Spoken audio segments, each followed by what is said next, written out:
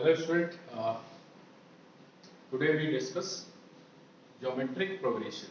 हमने प्रोग्रेशन में एपी की बात करी थी और एपी से हम जीपी पे मूव करते हैं। जीपी में हमने क्या देखा?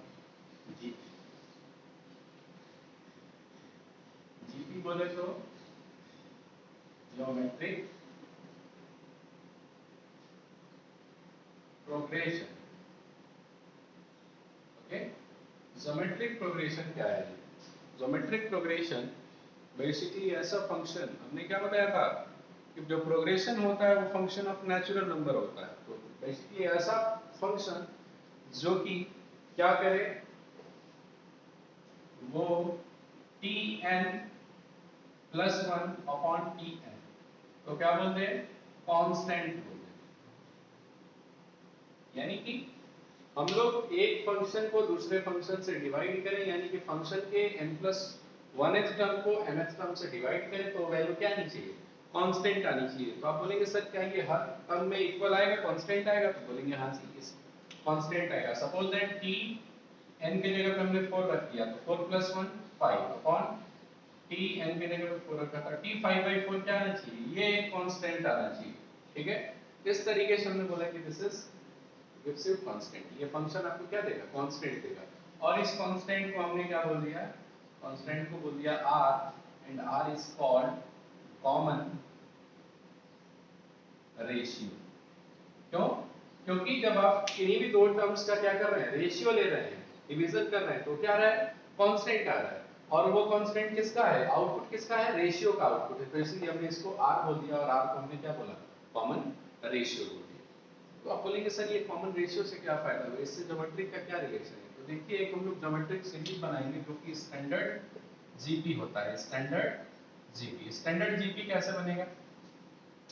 फर्स्ट टर्म हमने लेट कर लिया कि फर्स्ट टर्म ए है, सेकंड टर्म कॉमन रेशियो, इसका रेशियो क्या आना चाहिए? r आना चाहिए। यानी कि हमने बोल दिया कि ar, तो आप क्या करेंगे कि सेकंड टर्म को फर्स्ट टर्म से डिवाइड करेंगे, यानी कि ar बाई a करेंगे, तो कॉमन रेशियो क्या है?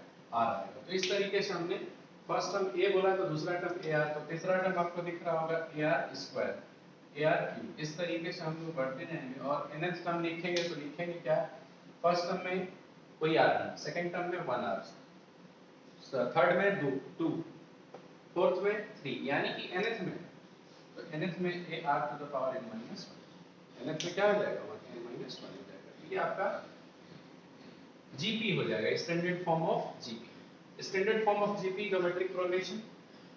आपको यहाँ पे a को बोलेंगे a इज फर्स्ट टर्म और r क्या है? Common ratio.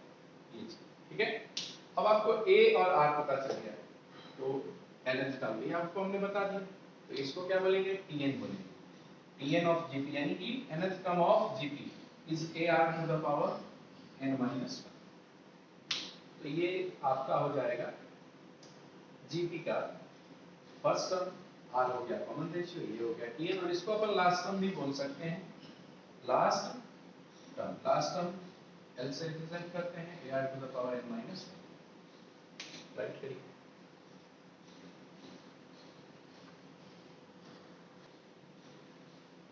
Next we discuss some example अपन डिस्कस करते हैं, और एग्जाम्पल को डिस्कस करने के लिए कुछ एग्जाम्पल्स हमने ले लिए। जैसे देखिए,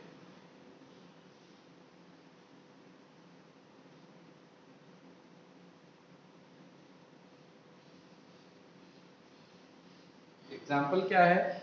इन an GP T3 is equal to 2, T3 क्या दे रखा है? 2 दे रखा है, and T6 is equal to minus 1/4, T4 is equal to T6 is equal to minus 1/4, then find T10, T10 की वैल्यू बताइए। यानी कि 10th टर्म पूछ दिया, आपको T3 और T6 दे रखा है, तो आप बोलेंगे कि सर यहाँ से हम लेट कर लें कि let first term of GP is A and common ratio will be R। क्या लेट कर लिया हमने? फर्स्ट टर्म A है और कॉमन रेशियो R है। ठीक है, तो जीपी क्या बनेगा, जीपी बनेगा a a r to the power 2 a r to the power 3 ऐसे करके क्या a r to the power n minus 1। तो आप बोलेंगे सर T3 दे रखा है, T3 बोले तो first second third third term, यानी कि a r to the power 2, a r to the power 2 की वैल्यू दे रखी है कितना 2, तो यहाँ से आपको ए आर स्क्वायर की वैल्यू 2 आ जाएगी। फिर किसी ने बोला सर T6 दे रखा है, T6 बोले तो a r to the power 5, क्यों, क्योंकि 3 पे जो पावर 2 था तो 6 पे पावर 5 होगा, 1 पावर हमेशा क्या होता है लेस होता है, तो a r to the power 5 is equal to हो जाएगा कितना -1/4। तो ये आपको एक रिलेशन दिखने लगा, क्या रिलेशन दिखने लगा कि a r to the power 2 is equal to 2 और a r to the power 5 is equal to -1/4। आपके पास दो इक्वेशन आ गए और इन दो इक्वेशन के हेल्प से अपन बोलेंगे कि वैल्यू को सब्स्टिट्यूट करिए। वैल्यू को सब्स्टिट्यूट कैसे करना है देखिए, क्या हमने बोला कि आपके पास एक इक्वेशन ये आ गया, दूसरा इक्वेशन ये आ गया। इक्वेशन फर्स्ट और सेकंड को जब अपन सॉल्व करेंगे तो ये हो जाएगा a r square is equal to 2, this is equation number first, and a r to the power 5 is equal to -1/4, this is equation number second। अब वैल्यू को सब्स्टिट्यूट करेंगे, किसकी वैल्यू किसमें, फर्स्ट की वैल्यू सेकंड में, तो लिखेंगे कि substitute a r square is equal to 2 in equation second. Equation second में सब्स्टिट्यूट किया, इक्वेशन सेकंड में कैसे सब्स्टिट्यूट करेंगे देखिए, a r to the power 5 है, a r to the power 5 होने का मतलब कि a r square into r cube ऐसा लिख सकते हैं। हमने क्या बोला कि a r square into r cube कर लीजिए, पावर 5 को दो पार्ट में ब्रेक कर दिया, 2 में और 3 में। फिर आगे दे रखा है क्या -1/4। अब a r पावर 2 की वैल्यू आपको पता है क्या है 2, तो 2 into r cube is equal to -1/4, यानी कि r cube is equal to -1/4 और 2 से इधर आके क्या हो जाएगा मल्टीप्लाई में था, इधर आके डिवाइड में हो गया, तो r cube is equal to -1/8 हो गया। तो अब r की वैल्यू हो जाएगी क्यूब रूट 1/8 माइनस का, तो r की वैल्यू आ जाएगी -1/2। एक 3 पे पेयर क्या हो जाएगा, 3 का पेयर में से एक पेयर आपका बाहर आ जाएगा -1/2, r की वैल्यू आ जाएगी -1/2। जब r पता चल गया तो आप a पता कर लेंगे। a कैसे पता करेंगे, a के लिए बोलेंगे कि put r is equal to -1/2 in equation first. Equation first में पुट किया, इक्वेशन फर्स्ट में पुट किया तो आपको दिख रहा है कि ar square is equal to 2, तो a की वैल्यू तो फाइंड आउट करनी है, r की वैल्यू क्या आ गई -1/2, तो -1/2 हमने यहाँ पे क्या कर दिया सब्स्टिट्यूट कर दिया ये, तो a की वैल्यू आ जाएगी आपकी -1/2 का स्क्वायर करेंगे 1/4, 4 इधर जाएगा यानी कि 8, तो a की वैल्यू आपकी 8 आ गई। तो a 8 आ गया तो आपको क्या कैलकुलेट करना था T10 ना, T10 कैलकुलेट करने के लिए क्या बोलेंगे, T10 की वैल्यू होगी ar टू द पावर 10 -1, यही होता है Tn, क्या होता है ar to the power n, n बोले तो 10, तो n की जगह पे 10 हमने 10 -1 कर दिया। अब a और r की भी वैल्यू को सब्स्टिट्यूट करिए, तो a की वैल्यू कितनी है 8 है और r की वैल्यू कितनी है -1/2 है, और 10 से -1 होगा तो पावर 9 हो जाएगा। अब इसको सिंपलीफाई करेंगे तो आपको दिखेगा ये 8 है, 8 का मीनिंग क्या है 2 to the power 3, 2 to the power 3 और माइनस है और पावर यहाँ 9 है, तो इसकी वैल्यू क्या होगी हमेशा नेगेटिव होगी। क्यों, क्योंकि पावर जब इवन होता है तो पॉजिटिव होता है, पावर जब ऑड होता है तो वैल्यू क्या हो जाती है नेगेटिव हो जाती है। तो -2 टू द पावर 3 और -1/2 है, तो -1/2 का पावर 9, तो 2 का पावर ये क्या हो जाएगा 3 into 2 का पावर 6, दो पार्ट में हमने डिवाइड कर दिया, 2 का पावर 9 था तो उसको हमने 3 और 6 में डिवाइड कर दिया। अब आपको ये दिख रहा होगा 2 क्यूब कैंसिल, ये क्या बन जाएगा -1/2 टू द पावर 6, ये आपका आंसर हो जाएगा किसका T10 की वैल्यू हो जाएगी। ठीक है, यही आपकी T10 की वैल्यू को रिप्रेजेंट करेगा। क्लियर है, और उसको ज्यादा सिंपलीफाई करना है तो 2 टू द पावर 6 का पावर आप क्या कर लीजिए, लिख लीजिए 2 to 4, 4 to 8, 8 to 16 and 16 to 32 and 32 to 64, यानी कि ये 1/64 लिखा है। ये क्या लिखा है -1/64 लिखा है, ये भी आपका आंसर करेक्ट है। क्लियर? तो ये इस तरीके से आप लोग टीएन से रिलेटेड जीपी के प्रॉब्लम्स को सॉर्ट आउट करेंगे। ठीक है, अब अपन बात करते हैं नेक्स्ट पॉइंट। जैसा कि हमने एपी में पढ़ा था कि पहले टर्म की बात किए थे, फिर अपन सम ऑफ द सीरीज की बात किए थे। तो सम ऑफ द जीपी की अब बात करेंगे। सम ऑफ द जीपी क्या कहता है?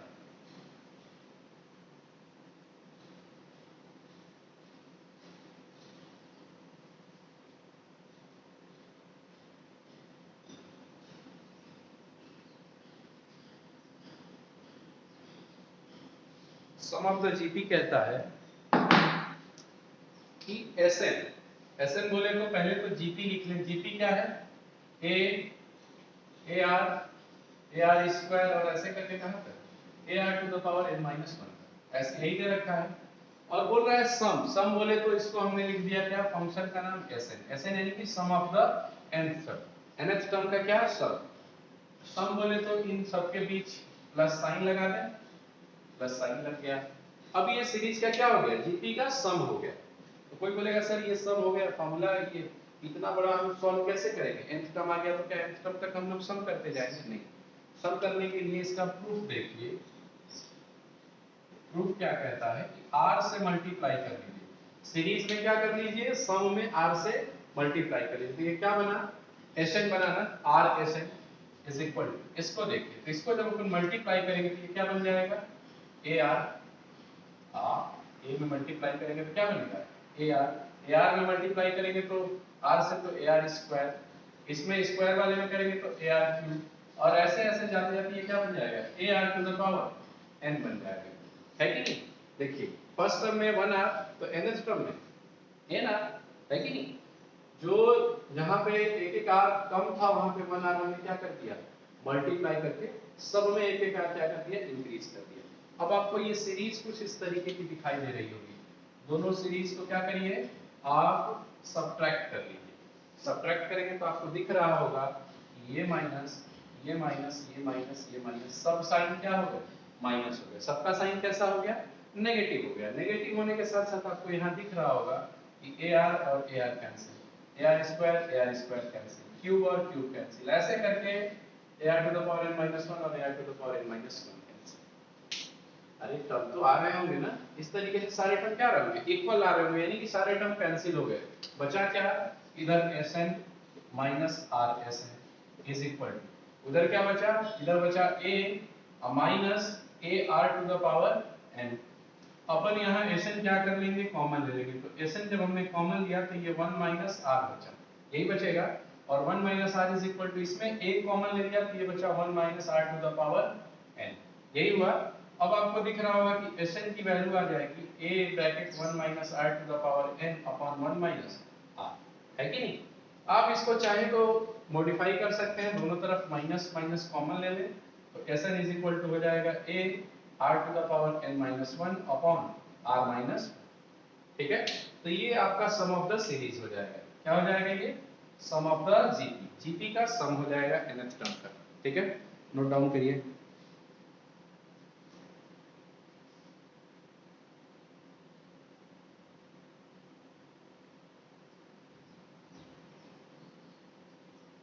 अच्छा, इसमें एक और चीज, ये सम ऑफ द सीरीज तो हो गया, साथ ही साथ जब अपन इनफाइनाइट जीपी की वैल्यू कैलकुलेट करेंगे, इनफाइनाइट जीपी बोले तो n की वैल्यू क्या हो जाए? s infinite. s इनफाइनाइट होगा तो क्या होगा? ध्यान से देखिए, r to the power infinite, r to the power infinite यानी कि r to the power infinite बोले तो बहुत बड़ा नंबर, बहुत बड़ा नंबर यानी कि वो आपको टेंड करेगा किसको? यदि r आपका -1 से 1 के बीच का है तो वो टेंड करेगा किसको? बहुत ही छोटे नंबर को। और ये आपको नेग्लेक्जिबल हो जाएगा। नेग्लेक्जिबल होने का सेंस है कि आपको a क्या कर देगा? ये आपको ऐसे इनफाइनाइट दे देगा a अपॉन r माइनस 1। ठीक है, नोट डाउन कर लीजिए।